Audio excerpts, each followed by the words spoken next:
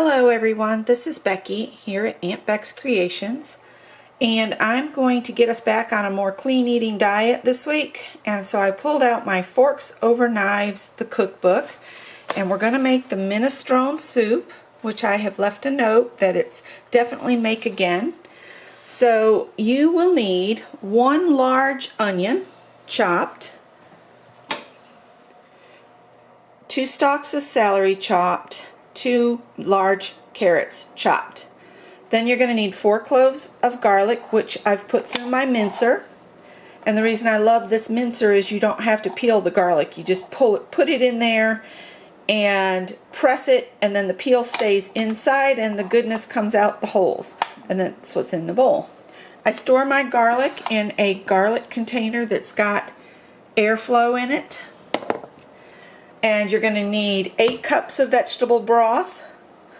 It calls for a 28-ounce can of diced tomatoes. I'm using 2 14.5-ounce cans, so I'll have a little bit more tomato in it than is called for. And some oregano. And this water is here because you do not use any oil or butter or anything like that to cook the vegetables. You just add a tablespoon or 2 if it starts to stick as it's cooking, because you do not need the oil to cook your, we always called this a trilogy. It's a soup trilogy because you have 3 things. Alright, we also need 3 cups of kale that's been chopped, and the heavy stem is removed. You never want to cook that old heavy stem.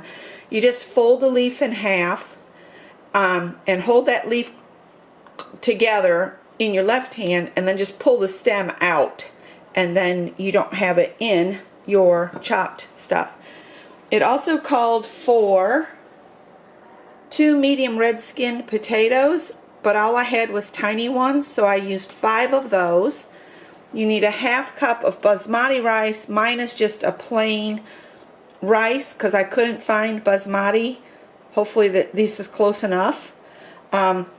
You'll need some basil, some salt and pepper. I keep my salt in this little dish my sister made. And I'm also, this isn't in the recipe, but we like hot stuff, so I'm going to use some crushed red pepper in it. And then it calls for 6 cups of cooked cannellini beans, or 3 15-ounce cans that have been drained and rinsed. It's important to drain and rinse the beans for soups because it removes all the stuff that gives you gas. When you are rinsing beans and you see all those bubbles, that's the stuff that gives you the gas. So if you rinse it, it's better for you. So I'm going to get started making this, and I will come and show you along the way what it looks like. Alright, so I've set my timer for 10 minutes, and I have the trilogy, the carrots, the celery, and the onion in the pan. You're going to cook that for the 10 minutes on medium. And if it starts to stick, you just add a tablespoon or 2 of water and stir it around. Alright, so that's going to take a while. We'll come back when we add the garlic. Alright, we are in the last 10 seconds of the cooking the vegetables. I have added about 4 tablespoons of my water. Just as it sounded like it was starting to stick down, I would add a couple tablespoons. So I added 2 tablespoons twice. So that's our timer.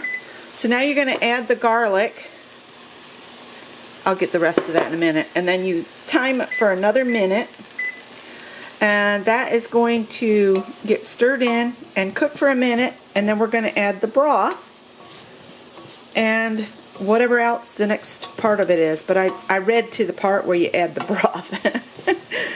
But you cook the garlic in there for a minute on its own. And I'll be back in a few minutes or seconds here with the next few steps. Alright, I have added the broth, the potatoes, the tomatoes, the kale, and the oregano. And I'm waiting for this to come to a boil. But doesn't it look good so far? Look at that yumminess. The kale will shrink down as it cooks. And the last things we have to add are our basil, salt, pepper, and the cannellini beans, which I'm afraid my pot's not big enough. That's the pot I usually use for soup, but we've been using it to add moisture to the air here in the house, so it's just got water in it, steam, simmering along to give us more moisture in here. So I may have to shift this to a bigger pot in a little bit. For right now, we're going to go with this.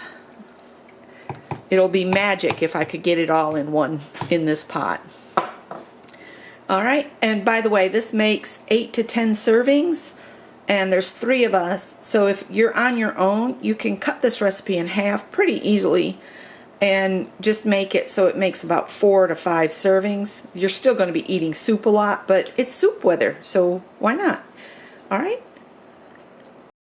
Alright, I went ahead and I moved it to the bigger pot, because the bigger pot had just water in it, so I dumped the water out and put my soup over into my soup pot.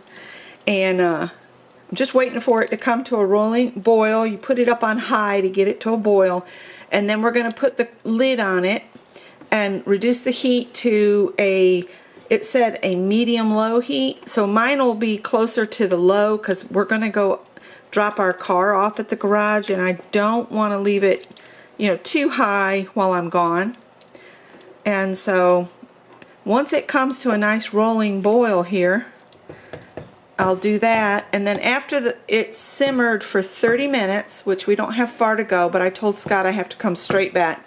After that 30 minutes, we're going to add the beans and the remaining spices and herbs, and then you let it simmer for another 15 minutes, and then it's ready to eat.